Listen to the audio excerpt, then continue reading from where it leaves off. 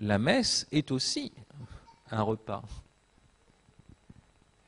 est aussi une mendication, et que dans cette mendication, vous voyez, nous vivons l'expérience, cette mendication qui est liée à la vie la plus végétative aussi, parce que la nutrition, vous voyez, c'est ce qu'il y a de plus, de plus primitif dans le vivant. Et cependant, ce mystère de l'incarnation fait que ce qu'il y a de plus primitif dans le vivant, matériel, corporel, va être en contact avec ce qu'il y a de plus haut dans le vivant spirituel. Donc le repas, c'est une manière d'être ensemble humainement. Partager les nourritures comme signe, vous voyez, d'être ensemble, et on a besoin de ce caractère sensible. Le repas, c'est un lieu où la parole aussi n'est pas comme dans un cours magistral, c'est-à-dire où la parole peut circuler. Vous voyez, les convives, je dirais, ont un égal droit à parler. Les interlocuteurs ont une égale dignité. Mais ça ne veut pas dire que leurs opinions ont une égale dignité. L'égale dignité des interlocuteurs n'implique pas l'égale dignité des opinions. Et c'est pour ça qu'on parle ensemble pour élucider ce qui est vrai de ce qui ne l'est pas.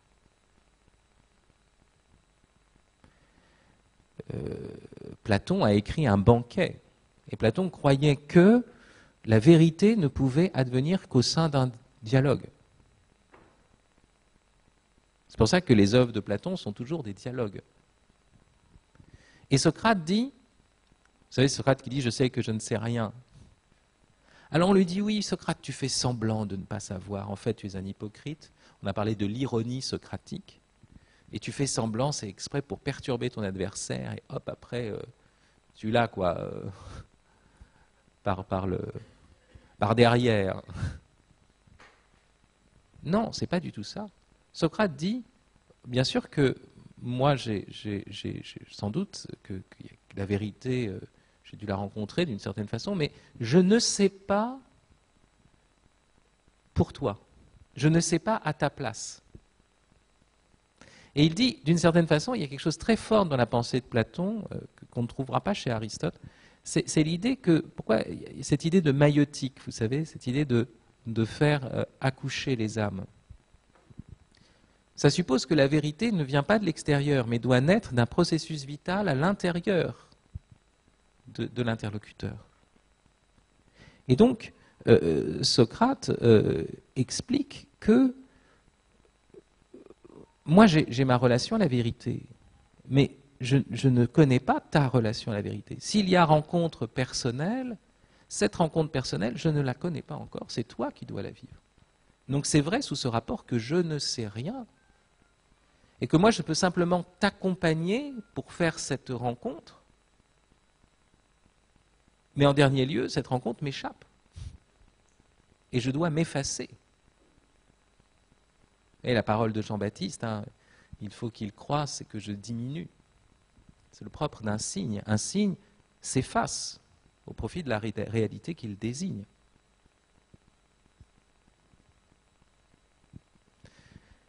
Donc vous voyez, dans l'ordre même de la vérité, il doit y avoir ce rapport dialogal. Et ce dialogue, vous voyez, c'est pas simplement, parce qu'aujourd'hui, vous savez, on fait l'apologie du dialogue, le dialogue, enfin, au nom du relativisme. En réalité, ce n'est pas un vrai dialogue. Ce n'est pas un logos qui est dia, qui passe de l'un à l'autre, qui naît en l'autre comme dans l'un, vous voyez. On m'a fait une grande pancarte rose avec écrit 10 minutes.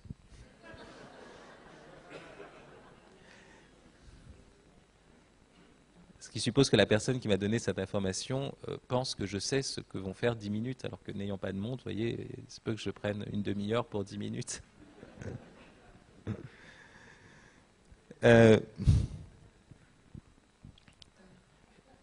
Donc,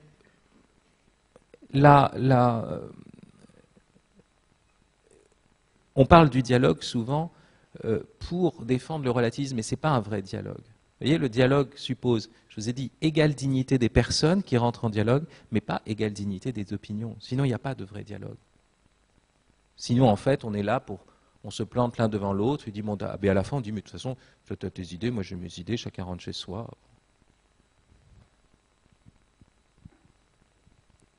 Vous voyez, déjà, chez Platon, il y a cette idée que, finalement, la vérité naît d'un dialogue. Et le christianisme ira plus loin encore en disant, ouais, la vérité est toujours dans une communion. Et ça, c'est un des grands mystères chrétiens. Et là, j'arrive à vraiment le cœur même de la doctrine.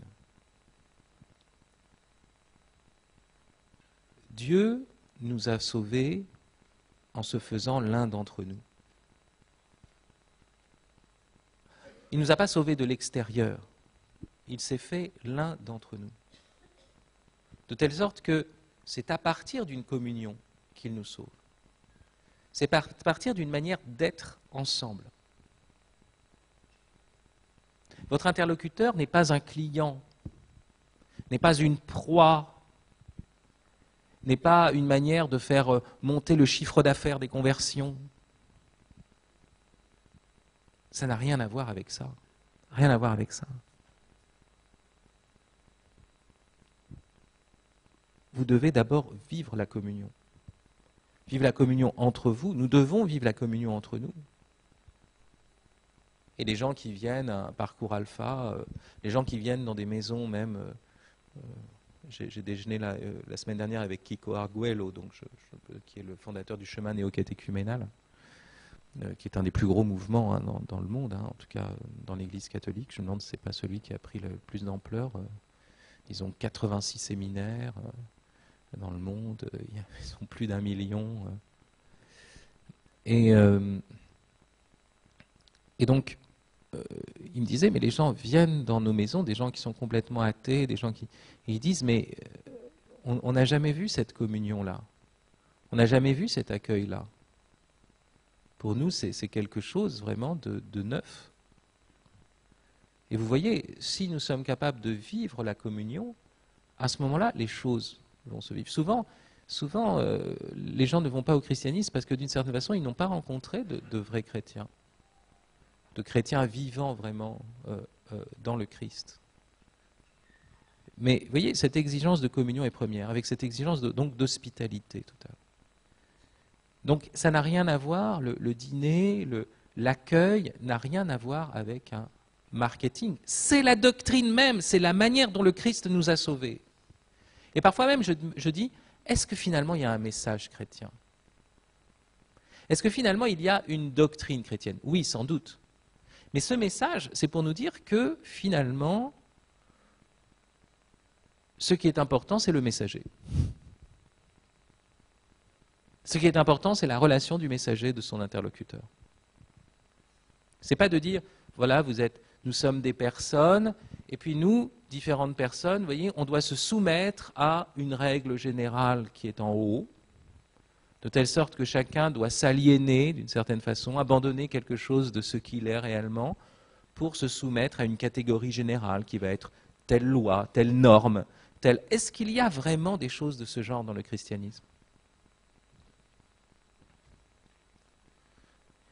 C'est quelque chose qui est fondamental parce qu'en fait, derrière cela, il y a non seulement le mystère de l'incarnation, le fait que le Christ s'est fait l'un de nous pour nous sauver, donc c'est à partir d'une communion qu'il nous sauve, et non pas à partir d'un message asséné d'en haut, du haut du ciel, attention, je t'envoie mes éclairs, mon tonnerre et tout ça, je t'envoie des milices d'anges et on va tous t'égorger. C'est pas du tout ça. Il se fait l'un de nous jusqu'à descendre dans la plus grande misère, jusqu'à la croix. La croix qui n'est pas simplement le fait d'hommes méchants qui ont été crucifiés Jésus, etc., qui n'est pas le fait d'un malentendu, c'est une nécessité divine. C'est la miséricorde qui met Jésus en croix. Il descend dans notre misère jusqu'au bout. À cause de cette communion qui est première. Mais cela, tu peux le voir à partir de l'incarnation, mais on peut le voir aussi à partir du mystère de Dieu lui-même, à partir du mystère de la Trinité. Si vous pensez Dieu comme, vous savez, l'affirmation juive, Dieu est unique. Et les chrétiens affirment l'unicité, l'unité de Dieu. Radicalement, on ne croit pas en trois dieux. Pas du tout. Mais en un Dieu dont l'unicité est communion. Des travaux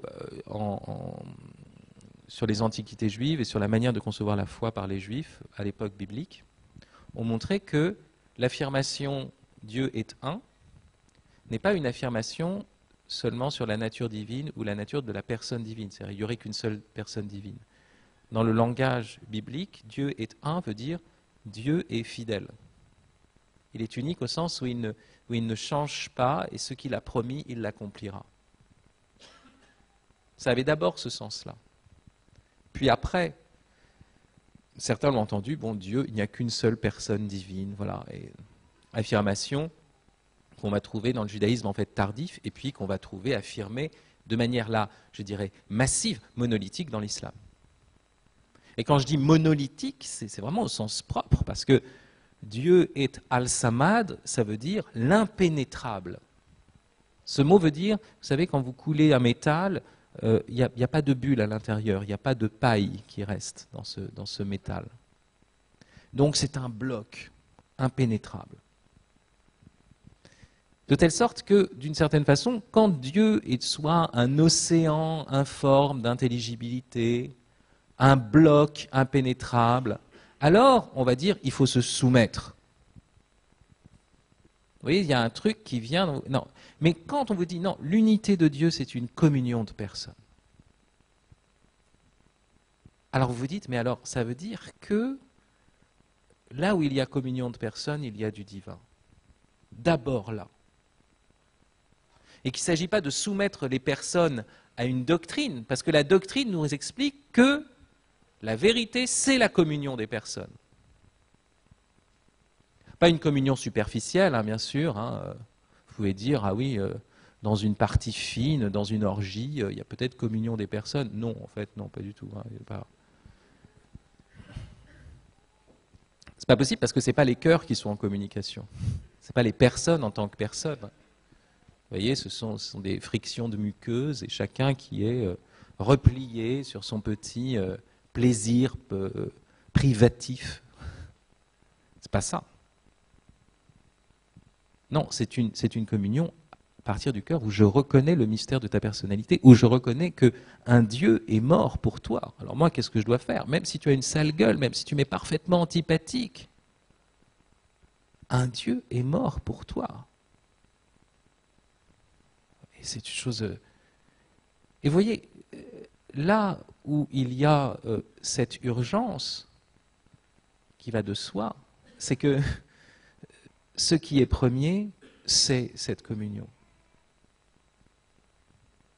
Dieu est communion. Et l'ultime prière du Christ, voilà, c'est qu'il soit un comme nous. Non pas d'une unité idéologique, mais comme un nous. Un nous, ça suppose qu'il y a eu des jeux qui n'ont pas été résorbés. Ce n'est pas un on. Un nous, c'est une pluralité de personnes. Chacune avec son histoire singulière. Chacune avec son visage. Chacune avec son nom bizarre, son origine bizarre, sa tête extraordinaire. Elle a le nez comme ci, comme ça, de travers. Mais enfin, la chose la plus extraordinaire, c'est qu'elle ait un nez. Comme disait Chesterton, c'est quand même fou quand même ce truc-là, comme ça, avec les yeux de chaque côté. Et tout. C'est fou, un visage, c'est quand même étonnant. Donc, vous voyez, il y a cela. Et derrière ça, vous voyez, ça me permet de revenir à ce que j'avais dit au début.